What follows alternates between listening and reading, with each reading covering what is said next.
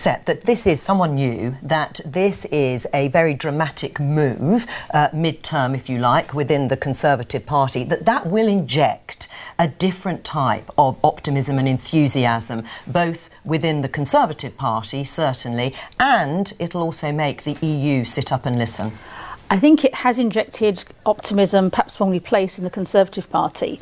But I have to say that Boris Johnson's talking about uniting the country. How you can talk about uniting the country and a no-deal Brexit at the same time is one of the most divisive policies this country's ever seen.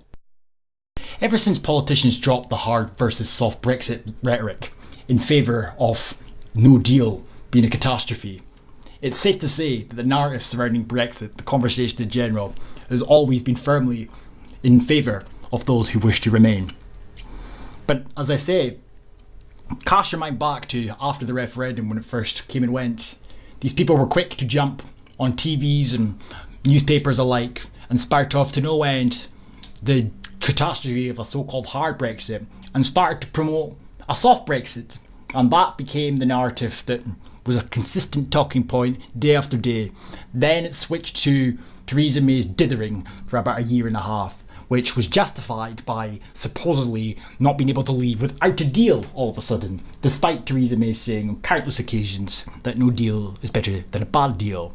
Now we move to the third and probably the final hijacking of the narrative, so to speak, and that is, of course, no deal. And with no deal came the fear porn and hysteria, which has been firmly cemented into the conversation. And every single day, it doesn't matter who it is, but all the crybabies that have tried their damnedest to reverse Brexit or have a second referendum have pounced on the concept of no deal and all its negativity.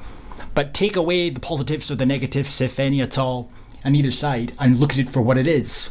All the people peddling the fear porn and the hysteria regarding no deal are the same people that have been trying their damnedest to stop Brexit completely. You know, they can try and pretend, which they do on occasion, that they're not trying to stop Brexit, they just don't want no deal. But their colours tend to show more often than not. If you look back through history, in times of crisis, countries have been united. If you go back to the Second World War, which was, I think, a time of crisis of the country pulled together.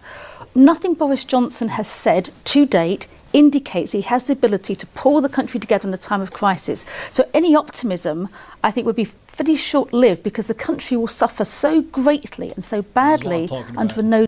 Nobody is disputing that there might not disputing that there would be negativities as a result of leaving without a deal in place.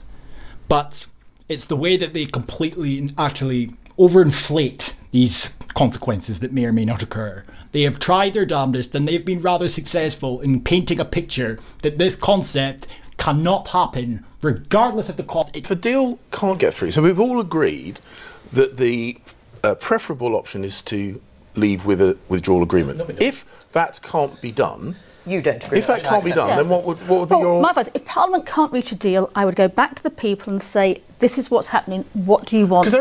If this has all been planned in advance, then it would stand to reason that this is the most convenient outcome of it all. Just pretend that they can't come up with a deal, then it has to go back to the people. And I don't see why it is so bad now. There are only three ultimate outcomes through this. We leave with a deal, we leave without a deal, or we don't leave. So if we can't get a deal, which one of the other two would you prefer? If you can't get a deal, you have to ask people again. No, you can't get a deal. Not process. No. But then it comes down to, is it that they couldn't get a deal? Or is it that they have deliberately tried not to get a deal?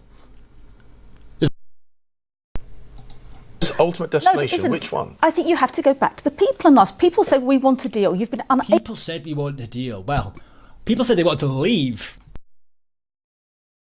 Under Boris Johnson government, that's something you're welcome in. Well, look, but the point is that if Brexit takes place, we're going to be poorer. It's going to be austerity on stilts. And the fact is, James talks about what is the answer. The answer is actually to stop Brexit taking place. And I am glad that a group of Scottish politicians went... Well, the mask has finally slipped as far as Beta Blackford is concerned. Just coming out right now and saying that they want to stop Brexit. Of course. not exactly a secret at this point that that's what they wish to do. But it does bring me back to a point I've raised several times before for the independent supporters that think that independence is looming. What part of independence do you think you're going to see if Brexit is stopped? The mandate for independence referendum, the mandate for a second independence referendum relies on leaving without a deal or being dragged out against our will, quote for quote. Therefore, it's rather strange for a party that proclaim that they want independence and they care about Scotland and so on to be so up for stopping Brexit in its entirety. It's rather strange if you ask me. Afterthought, plan B, as I keep saying. But Sturgeon, the demigod, can do no wrong. Into the European Court of Justice and got the determination that we have that option, if we so choose, to stop this whole process. Look, the fact remains, when Tom had a debate with the two leaders... A referendum to leave the European Union.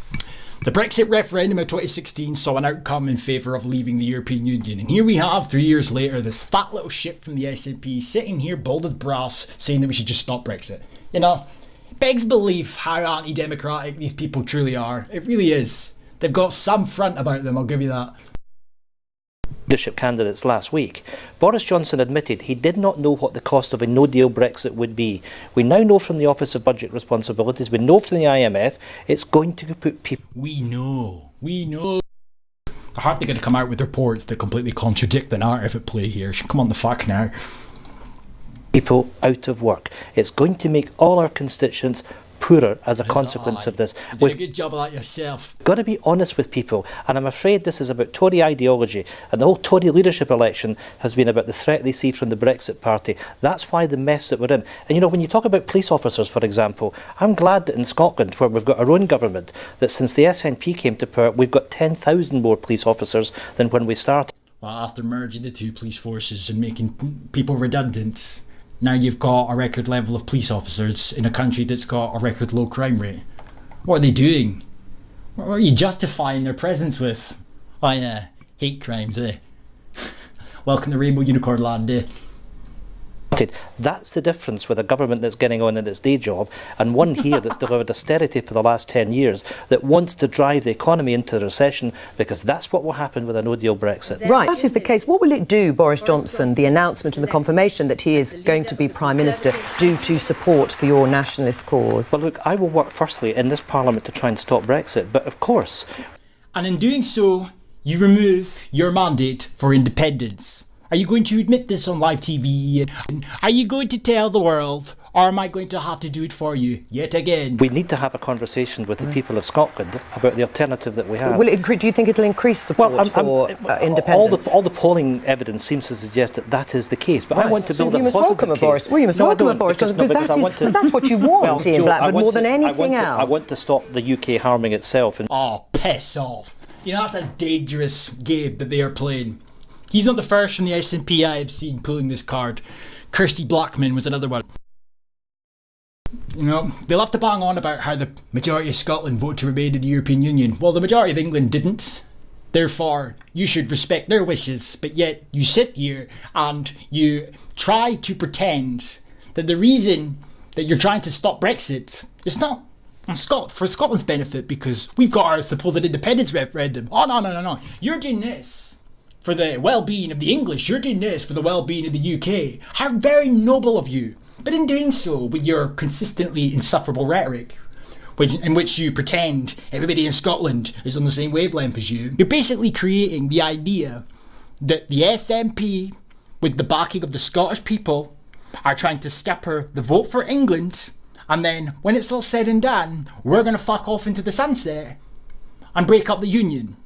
So you're effectively creating division, all because you're too much of a beta to admit that the very policies that you are campaigning for eradicate your fucking mandate. Responsibility for yourselves. Remain a European nation, one that's focused... Remain a European nation. If we vote to leave the UK, we're not a European nation. We'd have to rejoin. Fairness and taking responsibility for our climate obligations. Climate obligations, for fuck's sake. I mean, this is ridiculous, eh? It's absolutely ridiculous. I mean, the UK emits a rather low percentage of so-called emissions in comparison to the rest of the world, and yet tiny little Scotland is going to take centre stage and clamp down on the supposed climate change that threatens us all. And the solutions that they've got in mind is to ban cars, import the third world, and probably tax us to high heaven. Yeah, okay then. Is that the European Union has consistently said, as Michel Barnier has said just in the last few minutes, that they will not open up the withdrawal agreement. The withdrawal agreement is as it is. They are prepared to discuss the political declaration, but the backstop stays. And thank goodness it does, because we need to remember it's there because of a peace treaty, the Good Friday Agreement, the fact that we've had relative peace in the island of Ireland for 21 years that we should all celebrate. But so we're going to come back to the same problem here, is that Boris Johnson is not going to get a fundamental change from Europe. You don't know that. You don't know that, Ian Blackford, what's... because actually the whole point is, and some of the people I've been speaking to, both here and in Brussels, is that they never really truly believed Theresa May would actually go for no deal. If they truly believe that Boris Johnson is prepared to go that far, they may look at it differently. No, I mean, Europe has made it clear consistently. I've had conversations with people in Europe over the last few days. They are not going to move on the withdrawal agreement. He said there, and you compare it to what he said a few days ago on the news. If I could get this to open. From Europe that they would be prepared to extend again, even if nothing had changed here? I'm so grateful that Europe has extended the hand of friendship towards us over a long period. With the extension that we had at the end of March, we were told to use the time wisely. But we have to wait and see what will happen. But I've certainly been talking to European diplomats, ambassadors, European politicians. Europe wants to help us. Europe doesn't wish to see the UK leaving, and Europe certainly doesn't want to see a dislocation, not just to our economy, but the impact that that would have in Europe as well. So in one breath, Europe wants to help us and they don't want to see anything bad happen to us or themselves, etc, etc. Then he sits on the Politics Live and goes, well, we're not going to accept anything apart from the withdrawal agreement. Consistencies and contradictions from this very effeminate man.